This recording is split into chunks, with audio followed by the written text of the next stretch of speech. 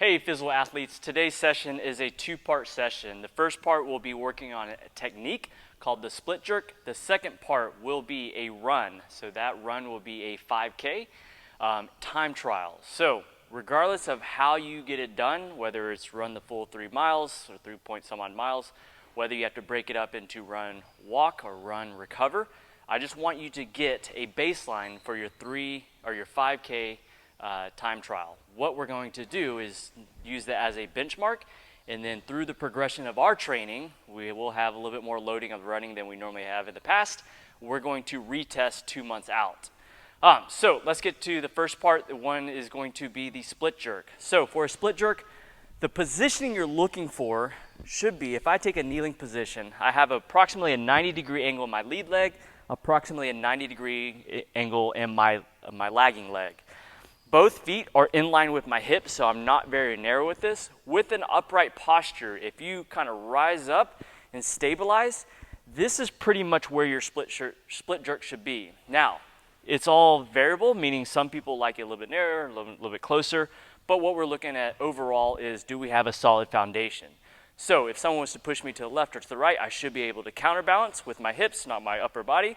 And then if I was to push forward or backwards, I should be evenly distributed with the center of gravity pulling through the center of my body.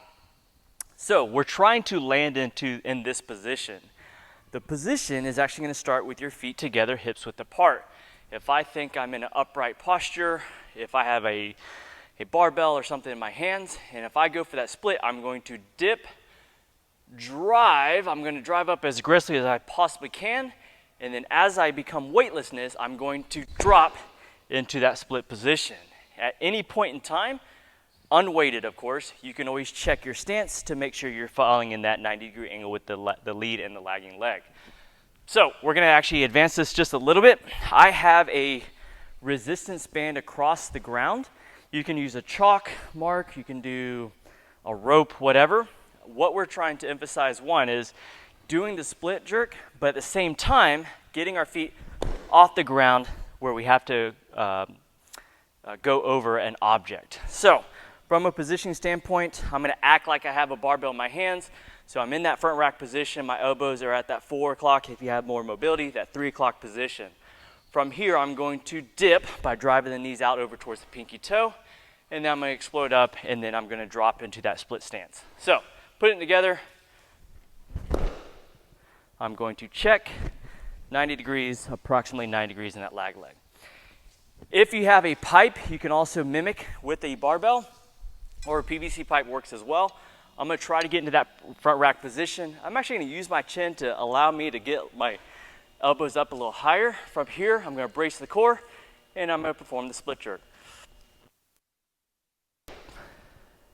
I'm going to recover by pulling the front foot back first, and then the back foot towards the center of my body. If you have a barbell, same movement. You can progress in regards to loading of the weight, but you're going to clean that barbell up into that front rack position.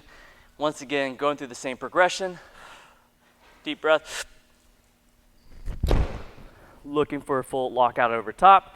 The barbell should be in line with my center of gravity. I'm going to recover by pulling my front foot back first, and then my back foot towards my front. Let's say you don't have a pipe or a barbell. You've done the split jerks with the band. Now you want a little bit more loading. If you have a kettlebell or dumbbell, I'm going to use dumbbells in this example, you can perform the same movement. Once again, anytime you pick up an object off the ground, don't just bend over. Unlock those knees, hinge at the hips, squat down to the object, and then stand tall. I'm going to get this into the front rack position. Rather than keeping my hands in a neutral position, I am actually going to face my palms away from my body. From here, I'm going to go through the same progression. Dip drive, lock it out overhead, and recover. Now, you probably saw me shaking a little bit. There's that instability that's happening both laterally and front and back. That is actually a very challenging movement, so my recommendation is stay lighter with the kettlebell or the dumbbell that you're using. You can also do the same movement with just one. So, in that same position, dip drive, lock it out overhead, and then recover. I'm going to do that one more time. Dip drive, lock it out overhead, stabilize, and then go through the progression of recovering. That is your technique movement of the day. I've loaded you up pretty good in the earlier part of this week. This one will be more technique and cardiovascular conditioning. 3, 2, 1, go.